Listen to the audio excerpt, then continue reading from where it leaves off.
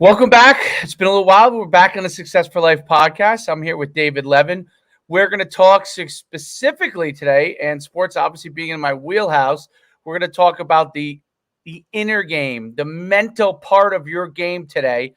And we're really going to drive that part home and really get to understand that. And there's no better expert than David Levin. I'm David Schumann, but this is David Levin here to be able to talk about this. And welcome, David, to the show. Thank you. Happy to be here. Tell everybody a little bit about your background, how you got into it, because you have a unique background, in music and stuff like that, and how you Yeah.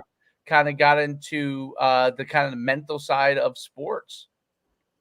Yeah. Well, as you mentioned, I've been a musician most of my earlier adult life. Well, even from high school, I was in a band. But, once I got out of high school, I did it just full time for 10 years, 10 more than that, on the road full time. So that was my identity, was being a rock and roll singer-songwriter musician. But then about the mid-90s, early mid-90s, I'd been off the road for a while. My wife and I, to-be wife at the time, had settled in our nice little house, our first little house in Minneapolis. Excuse me. And from the outside, I think it's fair to say that everything, looked great. I mean, this kind of youngish couple happily building their future lives. But inside, I was starting to really struggle. Like I said, I'd mentioned, I was having a hard time figuring out kind of who I was outside of music. I was piling up a lot of debt. I had a little recording studio in my basement. I was doing audio production, but it wasn't, as lucrative as as it could have been at the time. I was piling up debt. Like I said, I was starting to put on weight, which had never happened before. Things were just feeling like they were starting to slip out of control a bit.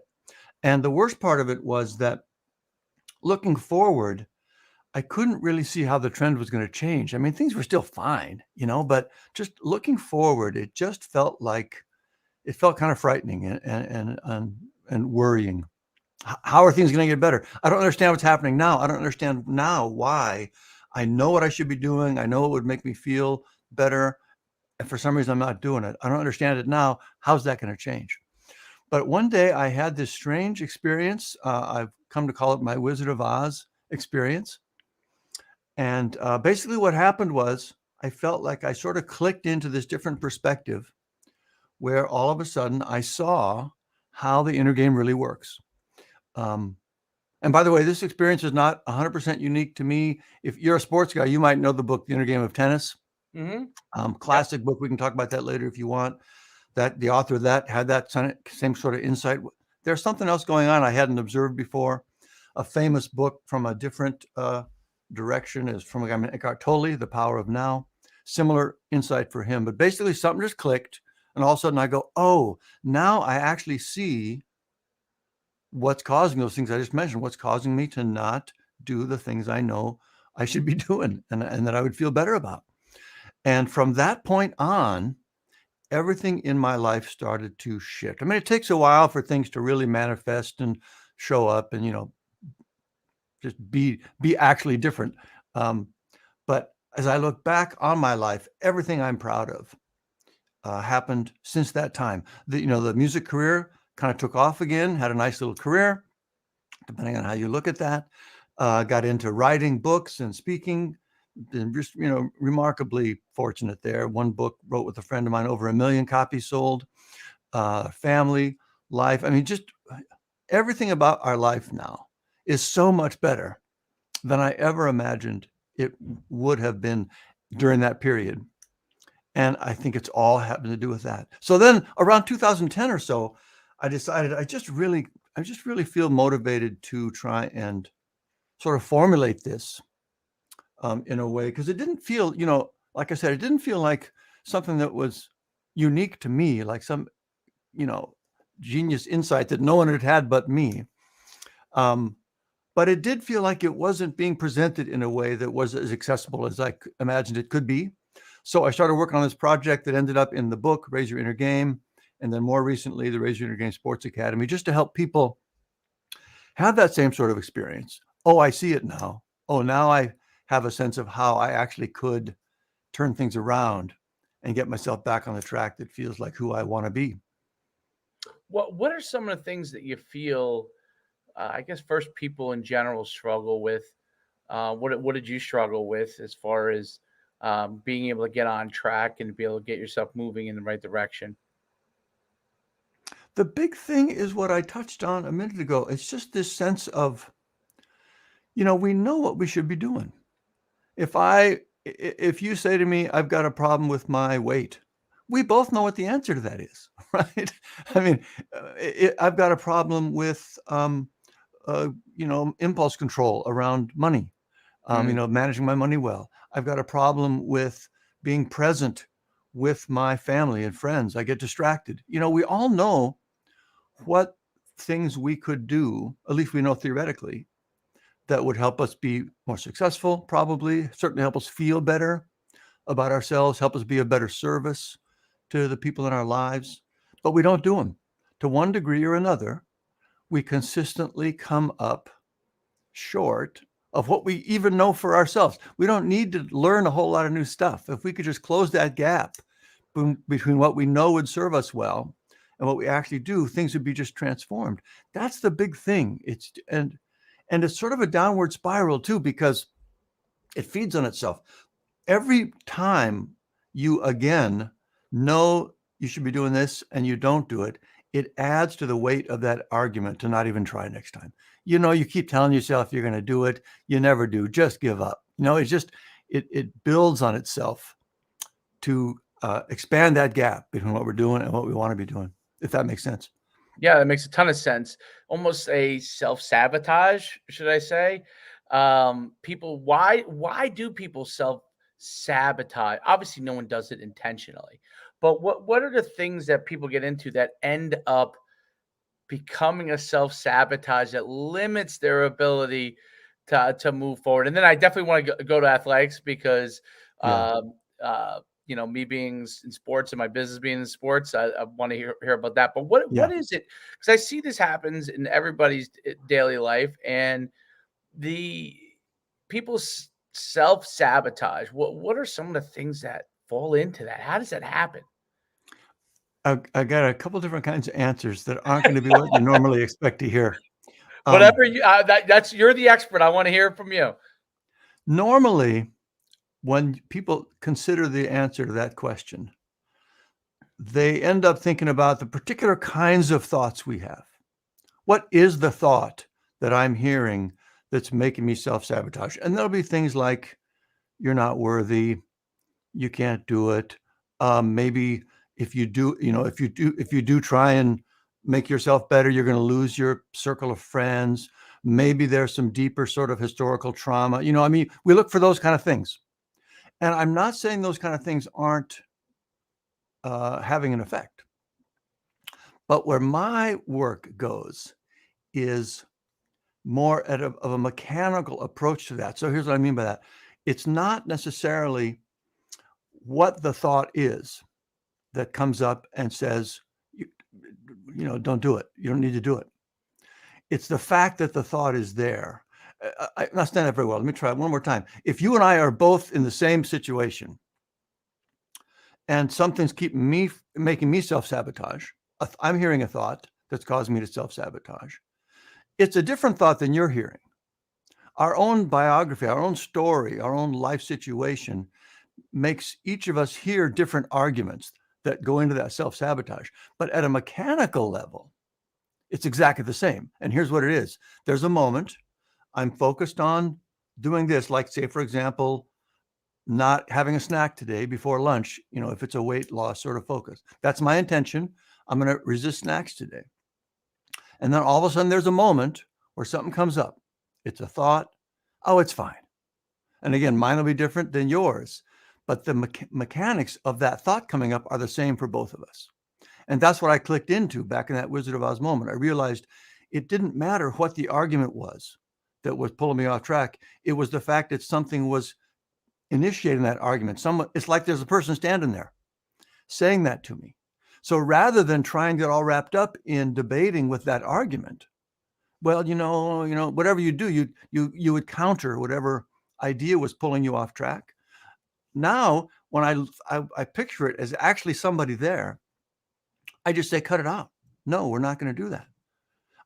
So the shorter version of the answer to your question, why do we self-sabotage? It's because in the tiny little moments that go by so fast we hardly even see them, but in those moments we are getting pulled off track, pulled away from our intention by some sort of argument or resistance or something that happens internally. We are being persuaded by that argument. And if we can break that response, that cycle where we just unconsciously, we engage with the thought, we're like, oh, you're right. And all of a sudden we're eating the snack.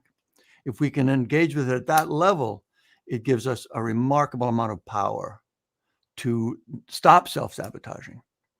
Is self-talk a big part of it? So as an athlete myself, and even when I've coached, I talk to myself. All right, come on, let's go. You can do it. Hit like when I play pickleball. Okay, return. You're gonna have a great return here. Return the ball, right? So I do a lot of that. Now I've always done that as an athlete. Like no matter what sport I played, I don't know exactly where I picked. I'm somewhere along the way I picked it up. My father still is a coach. He's 80 something years old, but is a high school coach for a million years. So maybe somehow that was ingrained in me or taught to me. But it was something I always found, especially when I found myself in a slump. I do it even more. And I've taught, I always used to teach my own athletes that, and I'll give a quick example, but when I'm in a slump and, I play a lot of pickleball, right? And I play pickleball and sometimes, you're just not playing well, right? But I've always been able, like when it's like 9 or 10 to be able, I don't always win the game but if I get down, but I've come back many times and I always tell them they're going to have the Greg Norman effect. Greg Norman, when he had I said, I'm going to create the Greg Norman effect. And it starts to happen as I talk to myself first. And then as I start to come back, I start teasing the other player. You got the Greg Norman effect, and they start to I can see them start to think that this is actually going to happen. Now, sometimes they handle themselves and they're able to win, right? But I've always felt confident in that aspect. And I once did this with a player I coached who had a hard time catching the ball. Great athlete, but for some reason, like we would do it in practice, but when the game would come, drop the ball, right? That's definitely a form of self-sabotage. Something's going on before the ball gets there, right? Yeah. So I used to, I this is years ago, but I told him, get yourself a tape recorder and talk to yourself, leave it under your bed and say, hey, I can make the catch. I can make the catch. And I thought, I said it half jokingly, but like basically get a strategy. I said, get a Tony Robbins book. I don't care what you do. Here's some books that can help you and do it. Well, he did it. And he actually put the tape underneath his bed, which was shocking. But what was so interesting about it, it worked. He never dropped balls after that. It wasn't his skill set because in practice, he'd catch a ball. It was when he got in the game, something was getting in his head, and he's taught himself how to self-talk and create a better situation before the ball gets there, right? A lot of people, right before the ball gets there, they talk themselves out of catching. People are like, how did they not catch it? I see them catch it practice all the time. Because right before the ball gets there, something creeps in their head and they drop it, right? Exactly. Is that part of it? I'm just touching on one thing, I'm sure, but well, no, that is exactly it. So, but the only thing that's different in what I do is the strategy for going about fixing it. Your thing worked great to put enough energy into the counter thought, the counter argument, that he could kind of, neutralize it. But what we teach is to become more and more aware of what's, you just talked about it, what's actually happening in the instant. The ball's on its way and all of a sudden you're going off into your head somewhere, right? That's the mechanics of the problem. Thoughts are coming up, and you can train people to get more and more just aware of that process. And as they do that, then you can give them the skills to just swat it away. And the actual place you need to be in, and you'll totally get this, for peak performance. And that's the reason I'm so excited to working in sports, is because there's nowhere this is more purely true.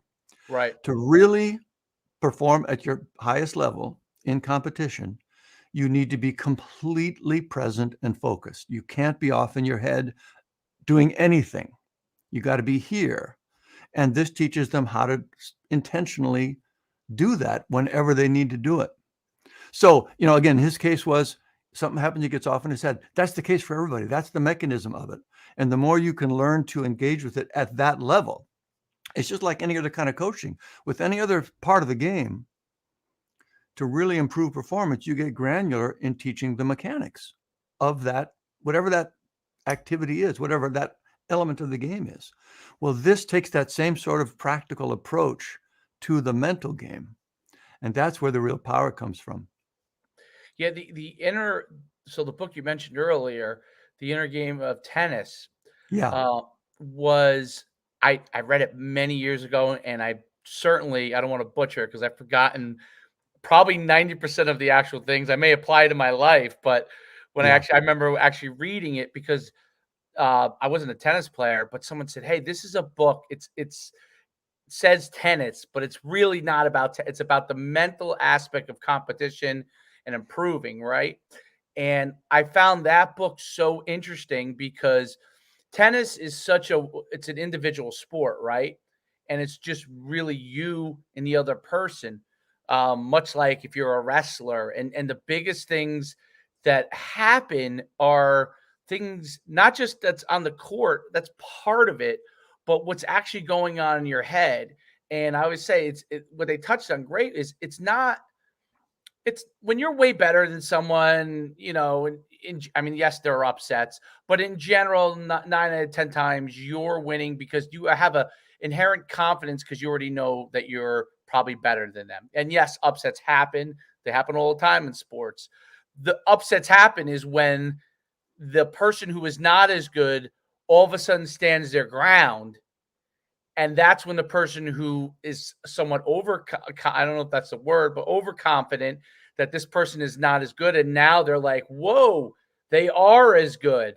And they didn't prepare themselves well enough before that competition or game. And because they didn't prepare themselves because they thought they were better, that's why you always see coaches don't take your opponent lightly because that's how it happens. Now we get an even game, and now you haven't prepared, and the group that's the underdog has looked at it the whole entire time as they're the underdog, and they're just trying to take something from somebody. So they're getting supreme confidence, and that's how those upsets happen. But when it really happens is when people are similar abilities, right? Similar levels of competition, similar skill sets, Division I football, basketball, tennis, wrestling.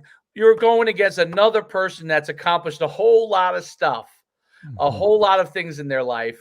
And now you have to beat that person who has accomplished a whole lot of things, who probably is just around the ability that you are. One might be a little better than the other, but it's close enough that if everything is not aligned, you're going to lose. That had to me, I've always wondered what gives the people that win, like a Tom Brady, right?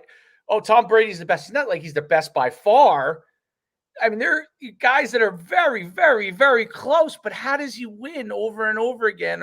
And when he's at the top of the game, you could argue right now the things he's going through in his own life is taking him a little bit off that game, and it has nothing to do with ability, right? So how does that happen? How do they figure that out, that they can just get a little more? Yeah. Well, of course, I don't know. I'm going to speculate, but one can imagine if you're a Tom Brady or a Michael Jordan or, Right. an icon like that it's not too hard to look at history and say, I can do this, right? I mean, there's a lot to base that confidence on. We've pulled it out before. We've come from behind. We've done the impossible. That helps a lot. But I really think, and it's actually, I think it goes to another level. And this is actually more relevant because most of us aren't Tom Brady or Michael Jordan. Right. And actually, Michael Jordan's a great example of this. But I want to ask you this. I want to tie back to that Inner Game of Tennis book. Do you remember what the main recommendation was in that book? I don't. It's actually very interesting. It was focus on the seams of the ball. That's right. Yeah. Just keep not the score, not the opponent, not the next move, not the strategy, nothing. The seams of the ball, which really means your focus is on nothing. You're completely 100% present. That's the key that came out of that book. By the way, that book was where the whole term, the inner game, came from. That book initiated that. But here's the part of that little insight about some sort of a gimmick, and I don't mean that in a pejorative way, some sort of a technique, a trick to get you present and out of the situation, out of the story, but just right into here. There's another piece of that I think gets overlooked. Well, I know that I overlooked when I read it, which is that works, but it only works when you've done the training so that your body and your subconscious mind absolutely know what needs to be done. So, you could, when I was a kid, I read that book. I was like, oh, it's just like magic. I'll just focus on the seams of the ball and I'm going to be a great tennis player. But I forgot the part. I've got to learn how to be a great tennis player first. Right. So you've got to, the real key to peak performance is to train and train and train and train and train till the skills you need and even the knowledge you need, like when this happens, do this, moves into your subconscious mind. You know it so deeply you can't not know it unless you get pulled off track in your head. And then you work on the skills to not get pulled off into your head. That's and some people just have it. Some people find things that work. Right. And again, like your thing with the kid catching, there are all kinds of ways to do it. I've heard of other techniques where, again, with tennis, I think it was where just focus on the feeling of your shoes against the court. They're all the same at a meta level. They're all the same. They're using some sort of physical sensory trigger to get you back in the present. If you think about, the training around meditation and stuff, right? It's just focus on the breath. It's not because the breath is important. It's because you're focusing on something physical in the moment where everything else can fall away. That's the key. But you've got to have that training first. Otherwise, you're just, there's nothing there to bring out. Does that make sense? Yeah, no, it's very true. It's I did track and field in high school and I was a hurdler but I was also a sprinter. And when you'd run the 100-meter dash versus the high hurdles, there was a different thing you had to do. You had to, in the 100-meter dash, you want to drive out low and your body comes up over time, right? You want to be able to keep that drive phase as long as you possibly, the stronger you are, the better you're able to do it. But you want to keep as long as the hurdles, you can't do that because you got to get over the hurdle. If you kept the drive phase, you go right into the hurdle. So after your second step, you have to get an explosive drive. And after your second step, you have to get ready to rise. So you're able to be in position to go over the hurdle. And I always thought that, like, when I would go into the hurdle race, you have to think of those two things, and the rest of the race literally took care of itself. Sometimes you have better races and worse race, but it took care of itself. If you drove out and didn't rise, you were not going to have a great race. If you rose before you drove out, you weren't going to get enough momentum to that first hurdle. So you had to nail those two things quick, and literally the rest of the race would take care of itself. At any time I ran a great race, those two things were always taken care of. If I didn't take care of them, if something else got into my head, I was like, I got to get a better start, or, I know the guy I'm racing is on par with me. I really got to get out. And I remember I was in high school. I was the state champ my junior year in the high hurdles. And then the next year I was by far the favorite. And the track at Princeton University, they just put in a new track. And this is the old days, by the way. They didn't let you use blocks, which was the most ridiculous thing ever. Well, I was a big, powerful guy, explosive starter. So without the blocks, it really neutralized my ability to explode the same way.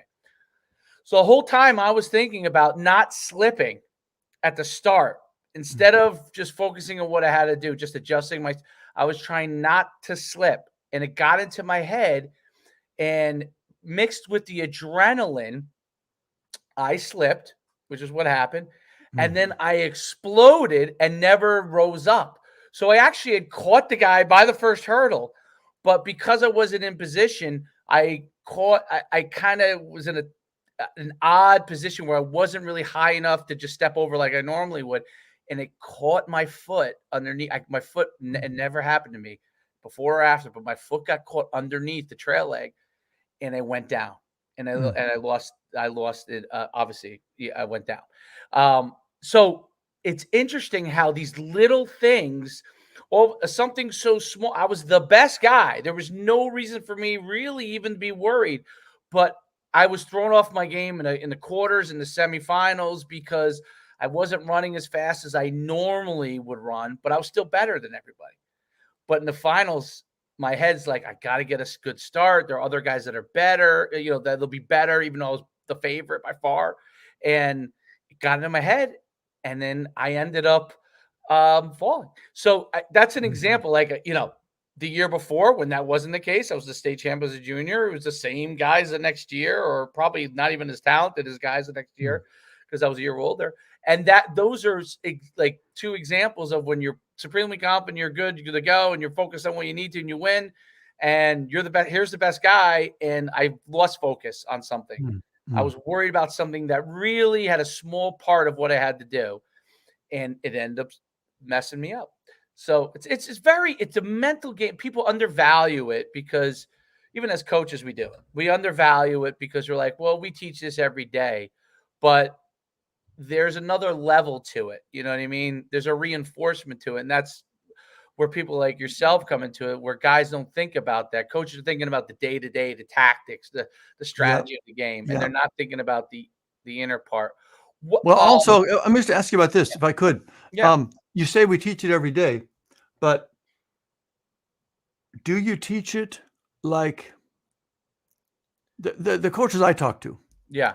I'll ask them how important is the mental game? And they'll say, I don't know, 75, 85, 90%. And I'll say, how much time do you spend training? Okay, based on that. They're like, oh, right. Like none. I mean, we say things to them. We say, don't, stay confident. Right. Do the work, do what you know. That's not really training. You know what I mean? I see what you're saying. Yes. So, we're doing tactics. And I don't mean that to be an accusation. We're doing tactics in the mental part of it, but not training. We're doing tactics like, make sure you're staying focused on who you have to block, right? Or something like that. And there's mental aspects to it. It's a tactic, but it's not a training. I see what you're saying. Exactly. Well, and even just that, you say, stay focused on the blocks. And the athlete's like, great, how do I do that? Right. If I'm sitting into the blocks and I know I'm supposed to stay focused, it goes back to the very first thing we talked about. I know what I should be doing. I'm not quite doing it. I don't know why. They're in the blocks. All of a sudden they're thinking about slipping or whatever they're thinking about. They don't know how to stop that. They haven't looked at it at that level. So we're telling them what to do, but not telling them how to do it. I mean, I think that's one of the reasons is that the mental game coaching doesn't have the impacts that we want it to, is because we're not actually coaching the way we coach other things. We're not working with the mechanics. We're just telling them, it's like we're saying, run faster, right? Right. It's really no different from that at a practical level, as far as giving the athlete something they can work on, they can understand, they can measure, they can engage with, and they can improve. And I think that's a really good point. So the specifics, the specificity of things, like keeping your eyes on the seams of the ball, which you brought up earlier, right? Are there, and this goes to the tools of what you do, are there specific tools in the toolbox that an athlete or a coach teaching an athlete need to have to be able to improve these aspects? And so they're consistently doing these things, right? So you learn it one time, right? Say focus on the seams of the ball. They do it that day in practice. You do it with them, and then you forget about it. And the next time you're focusing on their swing, right? And they're focusing on their swing, and they're like, well, wait a minute, I'm supposed to focus on the seams of the ball. And you're like, well, no, you're not following through all the way. What are some of the tools they need to have in the toolbox in order to make those improvements consistently? There are really two main things.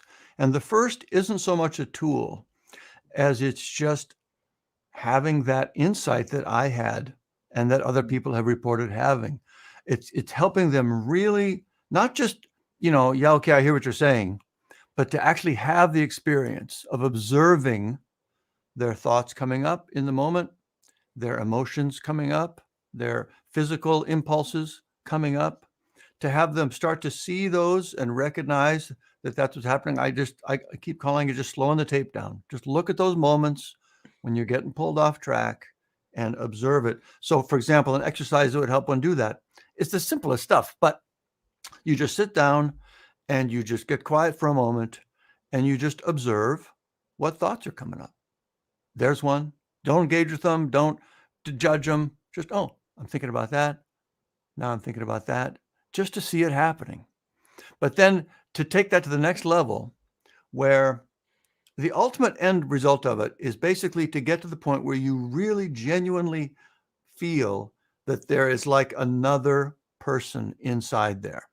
It's just like you're standing at the bus stop and somebody just turns to you and starts saying things to you, like the thoughts that come up in your head. You just disembody that so that you really get the reality that there are two entities in there. There's me, who's hearing the thoughts, and there's some other thing that's sending them to me, that's saying them, whatever they are. Once that gets super real, and again, I'll tie that back to my Wizard of Oz moment. If you picture that scene in the Wizard of Oz, right? They used to think it was the big green head and all that stuff. And all of a sudden they realize, oh, it's the guy over there just pushing the buttons and levers. There's nothing to it. Once you get that, you can call it the duality, the essential duality of our nature. Right. And another way to illustrate that is this thought. There's a difference between thinking and hearing thoughts. When I'm thinking, I'm talking to myself. I'm doing this. I'm working on something. Most of the time, I'm hearing thoughts. Your brain just spits stuff up constantly. So again, I'm repeating myself now, but the step one is to really live the reality of that. You recognize I'm working on this. All of a sudden, my brain goes, have any emails come in? I should check my phone. Or I'm in the starting blocks. All of a sudden, my brain's doing this. That it's come from somewhere else. Once you get that, once an athlete gets that, everything else grows naturally from it, and they're never going to forget it. You know, the seams in the ball thing, that is a tactic that you can forget and go and just get off onto something else. But this core thing, once you recognize it's happening, you'll see it constantly. You'll never stop seeing it because that's how our inner life works. And then you can bring in the actual tools. Like here's an example. The first tool we teach is something we call no quiet, like no comma quiet, like you're saying that to somebody, because that's what you're doing. You're in the moment, you're focused here, a thought comes up, and just like it's somebody there, literally a person, you metaphorically turn to it and say, no, quiet. We're not talking about that now. And that's all it is. And I could tell you that out of the blue, and it might land a certain way. But once this reality, this duality has become so real to you that you can't see it any other way, it actually makes sense because you do feel it coming up from somebody else. And you'll just say, damn, just shut up, get off me, stop, you know? It can look a little crazy, but that's actually what's going on. And that is an incredibly powerful skill. It also works, although it's slightly different, when emotions come up. Emotions are a little different realm. You know, they're kind of three main realms. There's physical, emotional, intellectual. The no quiet is purely for thoughts that come up, but emotions come up just as well, sort of unconscious feelings, nervous, anxiety, worry. You notice it come up and you say, nope, we're not going to go there right now. And impulse control is the same thing. Physical things, grabbing for that snack. It's subconscious. Your body at some level is saying, I need that right now. And you say, again, once you've clicked into that zone, you recognize the impulses as they come. You hear it, you can, oh, I hear you, but no, we're not doing that. Those are the skills. They all grow from getting that duality. So that's step one, is really driving that. And we got a bunch of exercises and things they can do to make that real for them. And then we give them little practical techniques for bringing it to life. Very interesting. Now, what are some of the places that you're working with or currently working with? Schools, or is it? Most of our work has been, again, high school, college athletes. So I just finished a course, just a private coaching thing with a 16-year-old soccer player. And this one was interesting because this was one of those kids, he wasn't looking for mental game help. Nobody looked at this kid and said, oh yeah, he's struggling with something. He was just like the opposite. He was one of those kids that's just looking for the extra edge. Everything's great. Everybody says the same thing. This is the kid you want on your team. He's going places. But we have an assessment we use, before and after the training. And it actually uncovered some things that nobody really knew about but him. He was really struggling with a couple aspects, mostly having to do with getting down on himself on game day. His expectations for himself, for not letting the team down, for all this stuff were so high. It's like on this assessment, the range is from 1 to 12. And this particular metric we measure is called freedom from worry. It was a 1 out of 12. It was a real burden for him. Nobody knew. We go through the training, teach them the main skills. There's the core training, and then there's like a 4-week period where they practice it every day and they note what they're experiencing in their workout journal. At the end of those 6 weeks, that no worry score, freedom from worry score, was up 800%. Wow. And he wasn't looking for anything. But all of a sudden, and this is the best part of it, I loved about it was, about halfway through, he had a tournament over the weekend. And afterwards, I was like, I'm dying to hear how the skills, we worked on, how they helped you in those moments when you started getting down on yourself. And he said, yeah, it didn't really happen. He didn't even start getting down on himself because he'd broken that cycle. And he started to connect with how that, we call it inner gravity, how it works on us. And just being aware of it day to day, the problem hadn't even popped up much on its own. But anyway, that's the kind of so stuff. Well, I think that's, highly competitive athletes, that is sometimes one of their negatives is that they're so competitive that if it, for some reason, isn't going exactly the way that they want it to, they start blaming themselves and getting on themselves, which ultimately pushes your performance in the other direction. You have to stop that. But what's interesting is, and I always find it so fascinating, but what Michael Jordan said about, because obviously he's so celebrated for all the game-winning shots he made, but he's missed so many more than he's made. And he said that, and obviously somewhere along the line, he developed that freedom to miss because, because if you were someone that dwelled on, you don't want to give the game-winning shot to a guy who's going to get down on himself every time he misses it, because you're going to miss more of those than you're going to make. That's just the reality of it. But the ones you make win the game.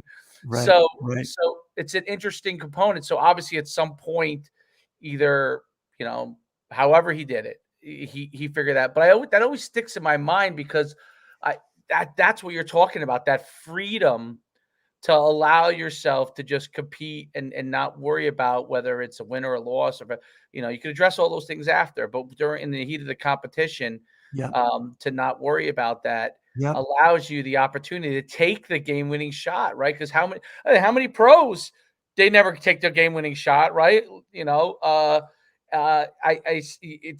It's something that's so unique that that he allowed himself to do that. There's very few athletes that do, but there are athletes at the high school level, don't play even in college, that are able to do that. They have an ability to be great in high school and hit the game-winning shot because they have allowed them to have the freedom to do it, right? That's a really interesting point. And I think that's one of the things that athletes really have to strive for, because it is a weight. It's a weight that people put on themselves, right?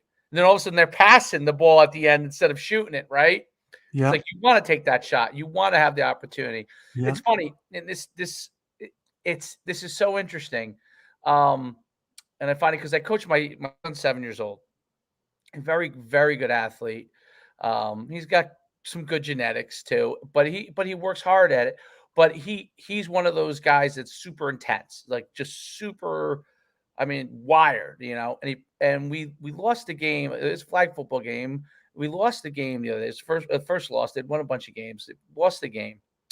And I said something to him and he responded, which was amazing. And it was really honestly by accident. It's the end of the game. We were like 40 yards away from a touchdown. They had pushed us back and it was like 4th down and there's no time left. And I said, you roll out, if you have a receiver, throw it to him. If there's nobody there and you want to take off and run and get as far as you can get. And what was amazing was there was nobody was open because they did a great job covering the guys. And he took off and ran, and he got to the 5. A kid dove at the 5-yard. He had faked out like 4 guys, but it was one of the most amazing runs. I almost felt like it was accidental by me. I freed him. I didn't say try to score. I said get as far as you can get, and it allowed him to just to do his best. And now obviously he was upset that he didn't get in the end zone. But everybody came over. The other team said that was an amazing how you almost got there from 40 yards away, right? Which should not have happened. When I said get as far as you get, it was more like, hey, get as far as you get. They'll probably end up pulling your flag, but it kind of freed him. He just went out and competed that play. And it ended up being an amazing play, and it stuck in everybody's mind, But someone who's so competitive, I kind of pulled pulled the weight off of him. As a quarterback, he's very, he's focused on all the things he's got to do, and it just kind of pulled the weight off of me. Just went, and I think that's what you're driving home, like as to try to be able to have the freedom to just go compete. And by doing that, you'll probably end up doing your best, obviously 100%. training. If you don't train, all that stuff is irrelevant. The competition's irrelevant if you're not doing the other stuff. But even in practice, right? Giving them the freedom to make mistakes in practice. 100%. That it all ties back to that ability to shut down the thoughts in the moment and be focused and present. I mean, I mentioned that my background was in music and songwriting and all that stuff. You wouldn't think so necessarily, but it's so much the same. I mean, songwriting is 100% about learning. The technical term is cognitive control, meaning you can direct your thoughts. So songwriting is, okay, I need to be quiet now for a sec and wait for an idea to come. And then it comes, and like, oh, okay, there's one. I like that. And then you kick in your brain and you start working with it, actively engaged. And then you bump up against another stumbling spot and you go, oh, yeah, okay, I got to listen for some more ideas. And you're just intentionally turning your thoughts on and off. It's the same thing you have to do. The maximum creativity comes when your thoughts are quiet. You talk about, when kids who are really driven, they have their own reasons for being in their head a lot, right? Or kids who are really worried, they have their reasons for being in their head a lot. But the bottom line is, it doesn't matter why you're in your head. It just matters that you're in your head. Right. So that's why focusing on just learning what it feels like to actually be quiet, which is a funny thing to think about, being quiet when you're in the middle of something that's so active and dynamic and energetic. But that's what it's about. Having your thoughts be still so you can focus and let your training and your instinct come out. And so you recognize what that feels like, and you recognize what it's like when you're not there. And then pretty soon you're coaching yourself. You're like, no, I'm not where I need to be right now. And you can just shut it down and go. And it's a beautiful thing. I love that story as an example of that. It's so interesting. And obviously this conversation has really made me realize how someone was able to do that. You're freeing them, and obviously little kids, it takes time for them to learn that. But the more you can do that with them, the more you can free them, the better off they'll be, whatever their level is. Everybody. I mean, Michael Jordan has a level that's beyond 99.99999% of us will ever get to, right?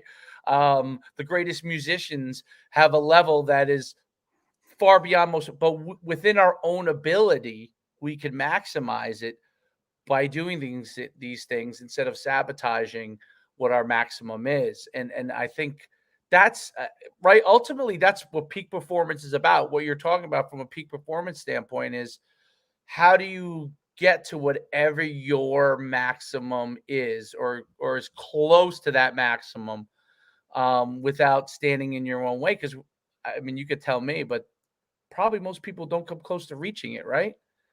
Exactly right. And it's just, I just love the way it's coming out in the conversation. It's sort of a different paradigm shift. We think that we need to manufacture greatness. We need to lift ourselves up to being our best. But the reality is, it's the opposite. We, through our training and our talents, we naturally have this level that's fantastic.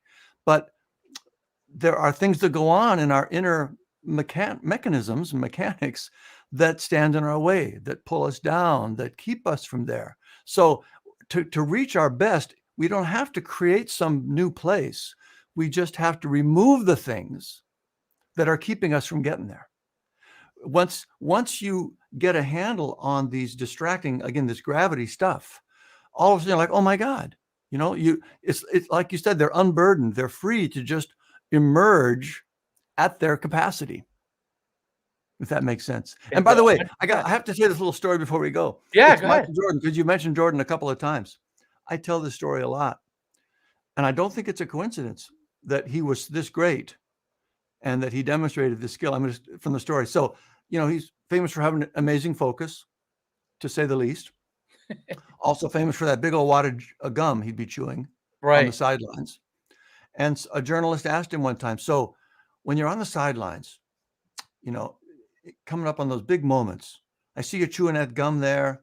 What are you thinking about? Are you thinking about the opponent, the clock, the play you're going to run? What's on your mind there? And his answer was, I'm thinking about chewing my gum. That was his Zen. That's what got him in the right mindset. The seams of the wall.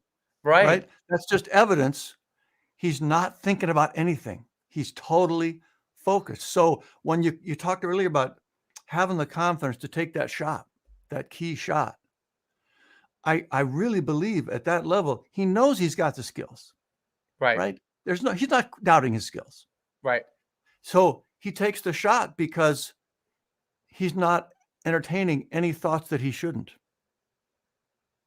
It's not whether I should or shouldn't. It's not the clock. It's just, I'm open. Give me the ball. That's what we do. When we're open, we take the ball. Right. I mean, everything else is irrelevant, and you learn to shut everything else down. And now you can actually do that. You can live up to your training and up to your talent. That was fantastic. That's a fantastic story. I didn't know that. I never heard that story before. That's fantastic. I love it. And you're right. You always see him with that bubble gum, and that's where it works. And I was gonna get to this last thing, and I'm curious. I want to ask this last question. Routine, right? So that's a routine for him, right? He chews bubble gum during the game. Every game, he chews bubble gum. Some people before a game they have to. Kobe Bryant, he would come there early. He basically have a practice before the game. Like that was his methodology, right? And when he did those things, he felt like he was in the right space. And everybody has a different thing. How important is it for someone to develop a routine that's consistent and that works for them, and not, change these things up? Like, so sometimes you have to change if it's not working, obviously, right? But how important is it to develop these kind of things, or do they naturally happen? Like, do you naturally end up developing routine? I don't know. It's the chicken and the egg thing, right? That makes it work. What are your thoughts on that? I think it's probably helpful to separate why you're doing the routine. Okay. Here's what I'm thinking when I say that.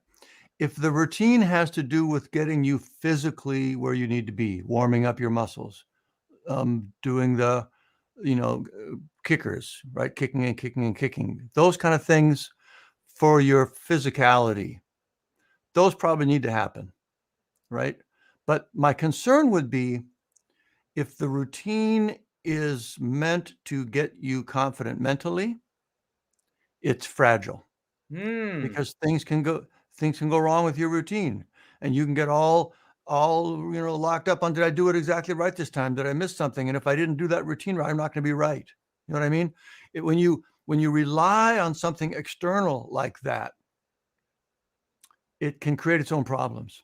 Right. But as opposed to just being totally aware of the mechanisms of your mental game, and being able to gauge it in the moment. If I got a lot of stuff going on at home, I know I'm going to be extra distracted today. I can bear down a little bit more on a couple of these things to make sure that doesn't happen. If it's a big game, I remember I was struck with this, the Seahawks, when they first brought in their I want to say Coach Carroll, I want to say the first year, but the first time they were really focusing on the mental game. And it was the year they won the Super Bowl. But one of the things I remember hearing them say was they really drove this home, was that there's no such thing as a big game. Every game's the same. And there's no such thing as a big play. Every play is the same. Because if you start to, value them, compare them to each other, you start to not focus where you need to be, and anything you can do to get those sort of artificial mental constructs out of the way, I think is probably better, more efficient, more reliable. And you can, like, say, for example, you got a routine, and it's kind of be harder depending on the routine to do it on the road than versus a home game. Right. Right. You don't want to set yourself up for something like that.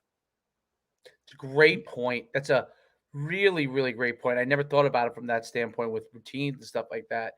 I think you brought up an interesting point too, about if the athlete has a situation where there's something going on at home, right? And I've heard this over and over. I've said it as a coach, and I know other when you enter these, the field or these gates, you put whatever else is going on at home behind. But that, I've had it said to me so many times as a player. But the reality, especially with teenagers, I mean, older adults, maybe they can do it, but like that's what I say, even with Tom Brady, it looks like it's creeping in. He's slamming tablets every week, much more than he ever has, right? So how do you handle, because this is where I think coaches struggle. I really think coaches struggle, and they need people like yourself. That part fails a lot. I mean, I've seen kids, they come in, especially kids who have tough situations at home. Something goes wrong at home, dad hits mom. Now they got to go to practice, or mom hits whatever, they got to go over to practice. Now they got to go practice. Chaos is going home. They sprint over to practice. They're not right. Like, I've had kids that were crying after practice. You didn't know why they were crying. And then you dig and you realize, shoot, like, so how do you address that with a young athlete, a teenager? I mean, teenagers have the hardest time with it probably, but college athletes probably have a difficult time with it too. How do you address that with kids, to be able to help them get through those things, still be able to perform? I mean, that's a difficult situation. It's a super difficult situation. And as you say, it's especially true, I think, for teenagers, because there's so much else going on, Right. and for them developmentally and socially. But that is the beauty of a mechanics-based approach. Because if the kid's coming in and he's got home troubles or he's got relationship troubles, the actual solution is exactly the same. It's still the mechanism that's pulling away from the focus is still the same. You're trying to be here and something's pulling you over there, right? So you don't have to address it in a unique way. You don't have to talk to every kid in their own unique situation. All the kids can fix it with the same techniques. Again, you get super clear on what it feels like to be focused and present. You get super clear on how when things are coming up that aren't, and here are the skills you use to set those aside. Now, certain things, I don't want to dismiss this. Certain things really do need attention, and they're important, and they're powerful, and you have to address them, but you don't have to do it right at this moment, right? One of the skills that comes out of this cognitive control, emotional self-regulation, is the ability to turn to that person that's saying, yeah, but remember that thing, or what they said, or whatever. Just turn to them and say, no, I get it. I agree it's important. Not right now. We're going to talk about this tonight. Great point. And they can set it aside. It's the same work. The only thing that is different, and again, this comes out of the training, we directly address it. What we do is we refer to it as whether they're in a high or a low gravity situation, which means sometimes in our lives, things are easier. Our mental game is easier. It's easier to focus. Other times it's really hard. There are things going on that are really, really distracting. All that means is we need to take the skills and tools that we have and be more dedicated with them. Just a little example, but one of the things we have people do, because it's really connected, is to take one sort of thing that you might call a bad habit, For me, it's watching the news too much or reading the news online, and starting to monitor that and cut it down and try and be more intentional with it. Not necessarily 100% off, but just I'm going to do it 2 days a week rather than 10 times a day, just have some intentionality with that. There's a bunch of good reasons for it. But so in a time when you're in a high gravity situation, there's a lot going on at home, for example, or we're coming into the championship games, right? Genuine difference of load on you psychically and emotionally. Well, during those times, be more rigid with avoiding those bad habits.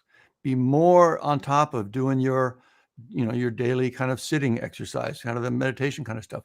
The tools that you have to keep your game strong, just be better focused with those, and that helps you manage the higher gravity situations. I That's don't know if that makes sense, fantastic. but Yeah, that makes a ton of sense. Wow. Wow. Like I learned a ton today. I oh, didn't know what great. I was getting into, but I'm really, really glad we had you on because I learned a ton. These are always things that I'm so fascinated by because it's uh, every individual is different. What motivates every individual is different, but there are tools and there are methodologies like you talk about that could really address these things across the board to help everyone get to that consistent level so they're able to be free to compete. I can't thank you enough. Please tell everyone where they could find you, best way to reach out to you, and where they can get. I'm assuming they can get your book on Amazon. I'm assuming, For but sure, the book is Raise Your Inner Game.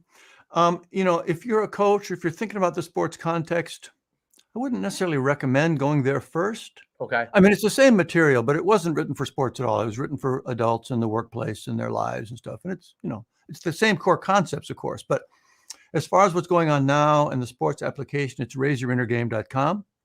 And there are kind of 2 tracks here. Everything's right there, super simple to figure out. But there's either just individual work, private coaching. That's probably going to be the parent's decision. And we also have training for coaches to help them bring it to their whole team at once, get the whole team on the same page, get those skills on board. That's super powerful. And both those tracks and how to get started with them are right there on the site. That's fantastic stuff. Make sure you guys check out David Levin. This, I mean, it was a transformative interview for me. I mean, I learned a ton and a lot of things that I had questions about. You always think, oh, am I doing things the right way? And there's always things you can learn. I learned a ton today. I mean, most of these things are supposed to be 30 to 40 minutes, right? With 57 minutes, which is amazing. I probably could talk to you for 5 hours. So I'm thankful that you spent the hour with me. And make sure you get a chance, go visit David's website, check him out. And I was able to Google him in 2 seconds to find everything I need to find. So it's not hard to find him. I can't thank you enough for being on the Success for Life podcast. Dave, it's a real pleasure. It was a great conversation. I agree. We could have gone a lot longer. Thanks for having Absolutely. me on. All right, no problem.